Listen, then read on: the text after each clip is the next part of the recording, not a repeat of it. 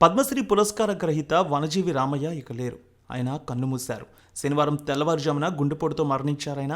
మొక్కల ప్రేమికుడు రామయ్య ఇంటి పేరునే వనజీవిగా మార్చుకున్నారు. జీవితమంతా మొక్కలు నాటి పెంచారు.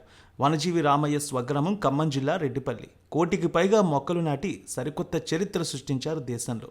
2017లో కేంద్ర ప్రభుత్వం ఆయనకు పద్మశ్రీ పురస్కారాన్ని అందించింది. ఈ తెల్లవారుజామున ఆయన గుండెపోటుతో మరణించారు. ఆయన వయసు 85 సంవత్సరాలు. జీవితమంతా మొక్కలు నాటి పెంచిన ఆయన ఇంటి పేరే వనజీవి అయింది. రామయ్య స్వగ్రామం ఖమ్మం జిల్లాలోని రెడ్డిపల్లి. కోటికి పైగా మొక్కలు నాటిన రామయ్య సరికొత్త చరిత్ర క్రియేట్ చేశారు. 2017లో ఆయన భారత ప్రభుత్వం పద్మశ్రీ పురస్కారంతో గౌరవించింది. వనజీవి రామయ్య మృతి వార్త తెలిసి తీవ్ర విచారానికి లోనయ్యారు ఏపీ సీఎం చంద్రబాబు. పచ్చదనం ప్రాధాన్యత చెప్పిన రామయ్య నేటి తరానికి ఆదర్శమన్నారు. ఆయన మరణం పర్యావరణ పరిరక్షణ ఉద్యమానికి తీరని లోటన్నారు. ఆయన ఆత్మకు శాంతి కలగాలని కోరుకుంటున్నట్టు తెలియజేశారు. ఇక ఏపీ మంత్రి నారా లోకేష్ కూడా మాట్లాడారు.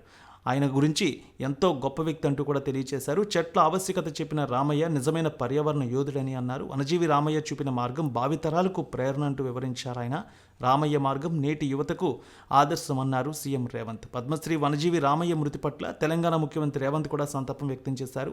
ప్రకృతి నిలేదే మనుగడ లేదని బలంగా నమ్మిన వ్యక్తి ఆయన అంటూ చెప్పారు. వ్యక్తిగా మొక్కలు నాటి సమాజాన్నే ప్రభావితం చేసిన వ్యక్తి రామయ్య అన్నారు.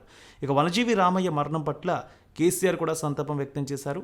పచ్చదనం పరిరక్షణ కోసం వనజీవి చేసిన కృషిని స్మరించారు ఆయన. ఆయన మరణంతో తెలంగాణ ఒక ప్రపంచ పర్యావరణవేత్తను కోల్పోయిందన్నారు.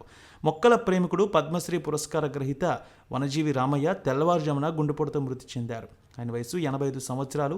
ఖమ్మం జిల్లాలోని రెడ్డిపల్లి ఆయన స్వగ్రామం. మొత్తం ఇప్పటి వరకు ఆయన 50 సంవత్సరాల నుంచి ఇలా మొక్కలు నాటుతూనే ఉన్నారు. కోటికి పైగా మొక్కలు నాటారు ఆయన. ఆయనది పూర్తి పేరు దరిపల్లి రామయ్య. చెట్ల రామయ్య అని, వనజీవి రామయ్య అని కూడా అందరూ పిలుస్తారు. 1937లో జన్మించారు ఆయన. సామాజిక అటవీ కార్యక్రమాలకు ఎంతో ప్రసిద్ధి చెందిన భారతీయ సామాజిక కార్యకర్త. ఖమ్మం జిల్లాలోని చుట్టుపక్కల అనేక గ్రామాల్లో కోటికి పైగా మొక్కలు నాటారు. పుట్టినరోజు వచ్చిన సమయంలో కూడా పెద్ద ఎత్తున పుట్టినరోజు జరుపుకునేవారు కూడా మొక్కలు నాటాలనే విషయాన్ని కూడా తెలియజేసేవారు.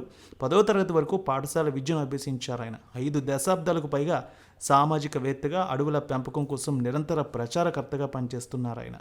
రామయ్య ఎప్పుడో ఒక మాట చెప్తారు, ఒక చెట్టును నాటండి, ఒక జీవితాన్ని కాపాడండి అని చెబుతూ ఉంటారు. ఆయన మరణ వార్తతో అందరూ కూడా సోషల్ మీడియాలో ఆయనకు నివాళులర్పిస్తున్నారు.